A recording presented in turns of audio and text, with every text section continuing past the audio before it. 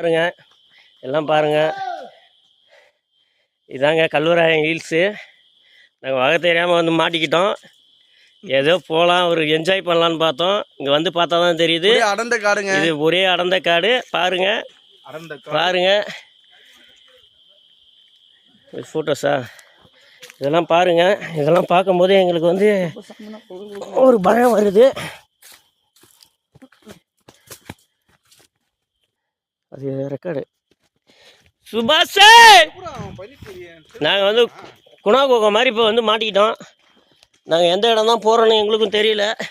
ஆனால் குணா ஒன்றும் கூட வந்துருக்கோம். பார்த்துக்குங்க. இது வந்து எப்படி இருக்குன்னா பாருங்கள், இந்த வழியெல்லாம் பாருங்கள், கரடு முரடான பாதையாக இருக்குது. பாருங்க பாருங்க பாருங்க, திட்டு பசங்களை பாருங்க, எங்கிருந்தெல்லாம் பயம் காட்டுறானுங்க பாருங்க.